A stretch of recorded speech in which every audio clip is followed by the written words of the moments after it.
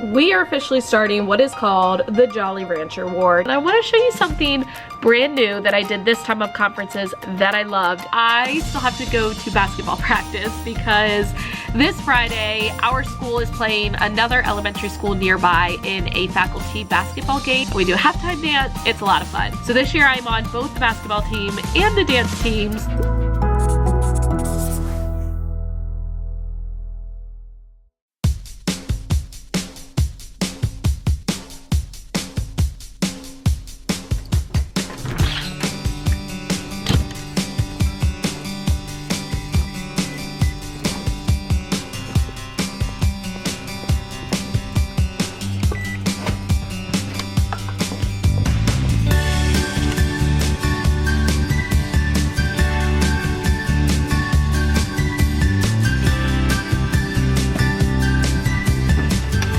It is finally March. Can I get a hallelujah? Look, I have nothing against February. I'm just saying, for being the shortest month, it usually feels pretty long. Now, I'm gonna go ahead and jump right into this video and start talking about classroom management. I am a firm believer in changing up your classroom management fairly frequently. You know, you want to use it long enough that it can be effective, but you don't want to use it too long where it starts to lose its appeal with your kiddos. The entire last marking period and kind of the first few weeks of this marking period, I have been using teacher versus student points, which come from whole brain teaching, and it worked really well, but it's starting to wear off. You know, the kids aren't as excited about it now as they used to be. So I'm going to show you the new strategy that I'm going to use for this marking period. We are officially starting what is called the Jolly Rancher War. Now, this is not my original idea. I got this from Josie from Maniacs in the Middle on Instagram. My team teacher actually started using this about 2 weeks ago, maybe 3 weeks ago, and it's been working well, so I'm jumping on the bandwagon. We're gonna give it a try. This setup is nothing complicated whatsoever. This is literally just marker on my whiteboard. I did make it very big because I want it to be something that my students see very easily. So all I did was put the title, The Jolly Rancher War, and then I made a little chart, and I have a section for homeroom, block 1 and block 2. My homeroom students usually, don't really use a classroom management strategy with them, but it's getting to that point of the year where, you know, they need a little bit of motivation. How this works is I will give points, and then I also will take away points as needed, and whoever has the most points at the end of the week gets a Jolly Rancher. So it's not a huge reward. All I'm doing is giving out 1 Jolly Rancher to each student with the winning group, whether it's homeroom, block 1, or block 2. But what I love about this is you can target specific skills. So for this week, I'm gonna say, hey, here's how you can earn points. You can earn points by working quietly, because that's been a huge struggle for us lately. And you can earn points by responding to the call and response, because that's also something that my students have gotten very lax with. We'll just put it that way. So you can target specific skills each week with this. If there's something that your students are not doing well, you can target that with points. And then if they're not doing it, for example, if they're not working quietly, you can also take away points. So of course, I will update you later in the week and let you know how this is going. And just like that, it is 6:30. Now, today was a good day. The Jolly Rancher War is going strong. The kids really like it, and it's helping to motivate them again, which is what I needed. Today, however, was just busy. I had collaborative planning with my team first thing this morning. During my actual planning time, I had to meet with a student teacher of one of the teachers like across the hall from me. She needed to kind of interview a 4th grade teacher for a paper, so I had to do that. And then after school, oh no, let's go back. Lunch, I had a lunch bunch, and then after school I had Girls on the Run. Now looking forward, tomorrow the students do not come to school because we have parent-teacher conferences. So I've spent the past hour or so preparing for those. I have several conferences, I don't even know how many. I also have several 504 meetings, and it's gonna be a busy day. Now tonight is a Nando's fundraiser. So Nando's Peri Peri is a restaurant chain. They serve primarily chicken, and it's a lot of like South African flavors. So we have fundraisers there, and they donate I'm sorry, I have hair in my mouth. They donate a portion of the proceeds to our school, so Billy and I are heading there to help support, and then I have to go home and finish preparing for conferences, and then I will catch up with you tomorrow if I ever get a break. I probably won't. Hello, happy Tuesday. It is conference day. and it's actually already like almost over because I have been very busy within conferences and meetings, and I have barely had time to catch my breath. So I'm just now vlogging. I did want to just quickly show you like the basics of what I do for conferences, and I want to show you something brand new that I did this time of conferences that I loved and I'm definitely going to continue doing. So here are my conference basics. I always have this sign out on my door, so when I am meeting with a parent for a conference, I don't have anyone coming in and interrupting, and this is just printed out, laminated, and then I use this little magnetic dude right here to clip it onto my door. I always prepare a conference report for each of my students, so these are part of my conference pack on TPT, so I will link that for you in the description. It has the sign, it also has a black and white version, it has the conference report, and certain parts of it are editable, and it also has reminders, all that good stuff. But this just has like who's attending, strengths and weaknesses and goals, grades, work habits, behavior, questions and plan, and then signatures. So it's very quick to fill out, but it has everything I need.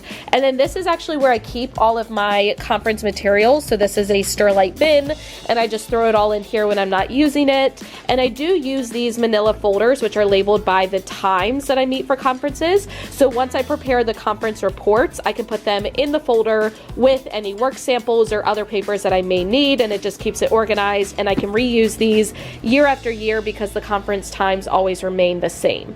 One new thing we are trying this year for conferences is creating a Google form and sending it out to parents. I'm not going to go through the details on how to actually create the form because you can just search on YouTube on like Google form tutorial, but the focus of this is what we actually included in the form and then how we used it for conferences. So the top little blurb just says, hey, we as fourth grade teachers want to make sure we're as prepared as possible, so please fill this out to give us some information. So they had to fill out their name and their student's name. They had to mark which teacher their conference was with, because sometimes they meet with a teacher individually, sometimes they meet with both block teachers, it just depends. Then they marked which subject area they wanted to discuss or have questions or concerns about.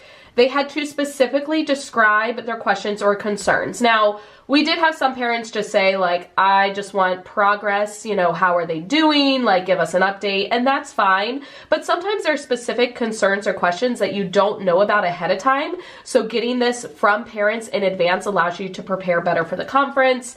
If there's any concerns or questions about their behavior, and then if there's anything else that we didn't list that we wanted to get from the parents in advance. So what we did upon creating this form is we sent the link out to parents. So as parents signed up on Sign Up Genius for a conference, we get an email notification, and we would email the parent and say, hey, I saw you signed up for a conference. I can't wait to meet with you. Can you please fill out this form before attending? That way we can actually pull up the results. We can see what all of the parents filled out, and then we could kind of guide like how we were preparing for the conference based on that. So if you have never done this, I recommend giving it a try. I know of some people who had done it on paper before and given the parents a paper to fill out, but I feel like doing it through a Google form just makes the parents a little more motivated to actually fill it out. Obviously, you could have this in a paper format if any of your families don't have internet access, but I feel like for those that do, this is probably the easiest way for both them and you. Gives you lots of data, and then you can be fully prepared for your conference.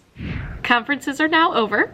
Hallelujah. I still have to go to basketball practice because this Friday our school is playing another elementary school nearby in a faculty basketball game. We do this every year. We raise money by selling tickets. We do a halftime dance, and the fifth graders play at halftime, and like it's a lot of fun. So this year I'm on both the basketball team and the dance team, so I've got a lot of practices going on this week. I have basketball practice tonight because, like I said, the game is Friday, so we're just kind of working on some last minute defensive plans and all that good stuff. I don't know basketball, but I go out and I play for the kids, so it's fine.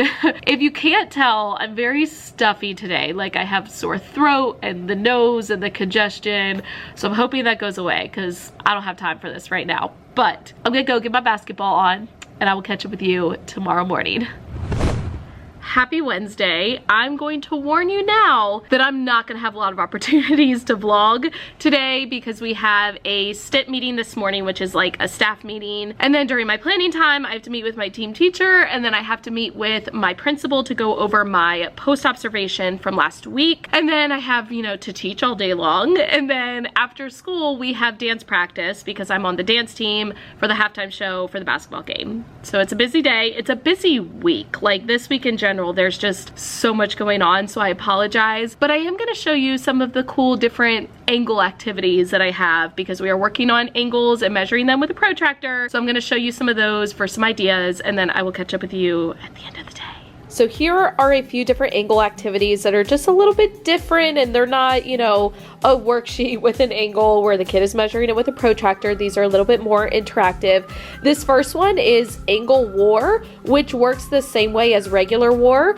All I did was take pictures of different size angles and put them on cards, printed them out, and I do use colored cardstock. I use cardstock because it's thicker and the cards hold up better, and then I have different colors. That way, if I have multiple groups playing, they don't have to worry about getting their cards mixed up because they're all different colors, so it makes it easier for them to put it away.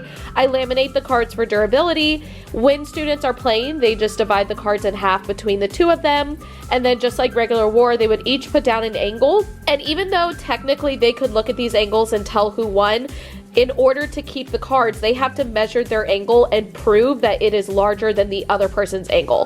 Whoever has a larger angle takes both cards, and you keep playing just like regular war. So that one's a lot of fun. That's great for like early finishers. I usually teach it to my students, have them play, and then it becomes an early finisher activity for the rest of the unit. This next activity, first of all, can I just say I totally messed this up this morning because I did not leave enough room for the last E in my name. Don't judge me for it, but I didn't feel like remaking it. This is a great way to just have students practice measuring angles. It's great fluency practice, but it's so much more engaging than giving them a worksheet. All you need are pieces of graph paper. Each student writes their name, but they need to do it with all straight lines. So for example, an S would typically have curves, but they have to use only straight lines. Once they do that, they go through and they identify as many different angles as they can, and then they have to go through and measure the angles in their name. Mine is not a great example because I have a lot of right angles within my name. I don't have a lot of acute or obtuse angles, but students who have different names, you see different angles, and even if their first name maybe isn't the best, you could have them use their middle name or their last name. Make it work. You could totally use this however you want, but it's just an idea that I thought I would share. And then finally, this is another great early finisher option. This is a whiteboard covered in washi tape. So washi tape, super affordable. You can get it at like any craft store. I have a big container of it and I'm always looking for ways to use it. I just took some strips of washi tape and put it randomly across the whiteboard. So students would come in and they would measure as many different angles as possible.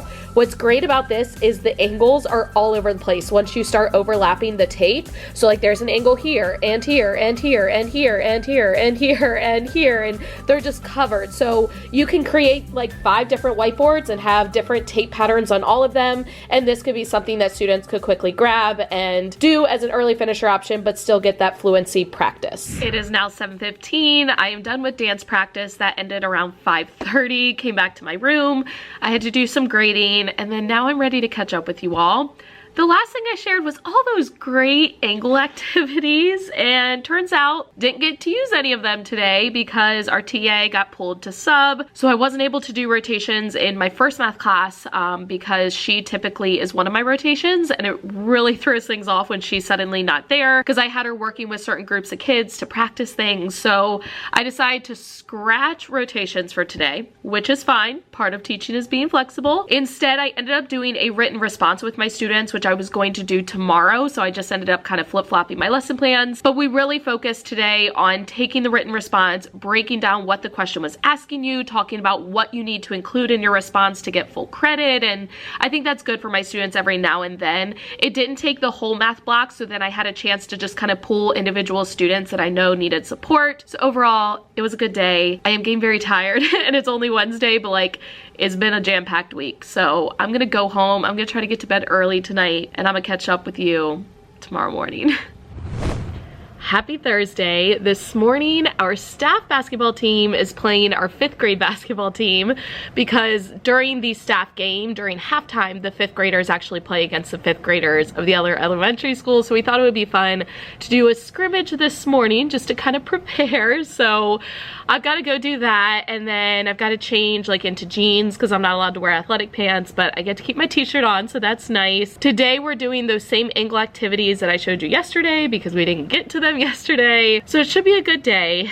I do have basketball practice again after school, but first I did want to share a little bit about how the Jolly Rancher War is going so far. So here are the current standings after 2 days. My homeroom is sitting at 7, block 1 sitting at 8, and then block 2 sitting at 12. It's been very interesting because it's taken them those 2 full days to realize like how competitive this is going to get. After the first day, like, I don't know, my block 1 just, they weren't really into it. But then once block 1 saw how many points block 2 got, the next day on Wednesday, they were just like all over it. So now that it's getting competitive, it's going really, really well. It's funny because kids will come like pop their head into my room to like see how many points the different groups have. And so far it's definitely a hit. I can see this being something, you know, not working long term, which is fine. I can feel it being something that gets old, but I feel like all classroom management strategies kind of have that, where after a while you just have to change it up. So my plan is to use this for the next few weeks, and then I will end up changing over to something different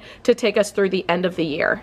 I always pick these super crazy weeks to document through a vlog, forgetting that crazy weeks are hard to actually vlog because I have so much going on. I've just had so many commitments this week before school, during my planning time, during lunchtime, after school, and it's been so difficult to find time to vlog.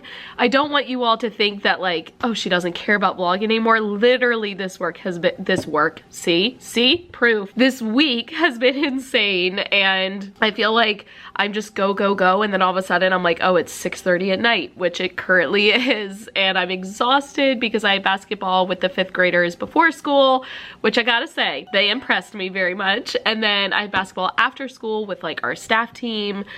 So I'm running on empty right now, and I'm trying to grade a ton because interims are due on Monday, and like, it's just the perfect storm right now. All these things hitting, and I'm just like very overwhelmed. However, I feel like I'm handling it well because last week I was very overwhelmed, and I, as a result, was very stressed out, and I was not a happy person. But I feel like this week I'm coping with it in a much better way, which is good. I think it helps that every single night when I get home, I cut myself off at 10 o'clock, I take a shower, I get in bed, I watch Friends, and that definitely helps to kind of calm me down. Today was a good day, you know, it was busy, but it was good. So that's awesome. I am gonna be even busier tomorrow because I have committee meetings before school. I have no planning time, and typically some of our students go to chorus, but we're not having chorus. So I'm gonna have all of my students all day long, which, look, I love them. I love them to pieces, but that's hard on a Friday after a very busy week. And then I have to leave directly after school to go to the basketball game, and I'm just gonna smile. I'm gonna smile through it. I'm gonna let you all go because I still have to get to the gym and get home, and I will catch up with you tomorrow. Today is game day, and I totally thought that was gonna sound more dramatic than it actually was, but we'll go with it. Today's gonna be a very long day. I have committee meetings, no planning, and then the basketball game, but I'm gonna make it a good day.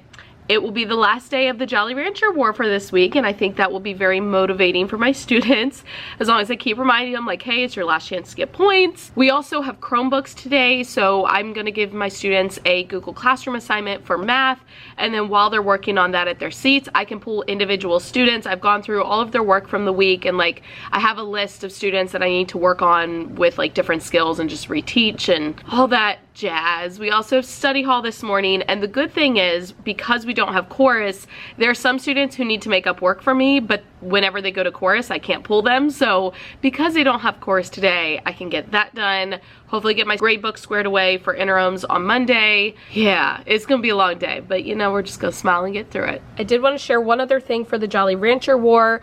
I bought this huge 5-pound bag of Jolly Ranchers off of Amazon, so I will link it for you in the description. It has 360 pieces, so this should be good for 10 weeks, but then if teams tie, it'll actually be less. So basically 10 winners. This will be enough to fund like all of that. And I want to say this was like $10. So that breaks down to about $1 per winner, which is just fantastic in terms of student prizes because sometimes they can get very expensive.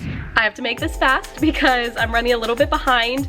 It's been hectic after school trying to get ready, and I have to get over to the nearby high school for the basketball game because we have to warm up and practice the dance and get ready and all that jazz. But I am excited. It should be a fun time. I've got my hair in some cute little, you know, pigtails, and we're rocking the pink together as a team. And I know this vlog was kind of all over the place. I felt like I didn't cover a whole lot, but it was just an insane week. So I like to be able to document that so you all can realize like, hey, this is the life of a teacher sometimes. But overall, I'm excited. If I do get any clips from the basketball game or dance, I'll insert them into this vlog, but that may or may not happen, so bear with me. If you enjoyed this vlog, please go ahead and give the video a thumbs up. Also, don't forget to subscribe and hit the notification bell so you don't miss any future videos. As always, thank you for watching. I love you all so much. Don't forget to put your positive pants on, and I will catch you all in the next one.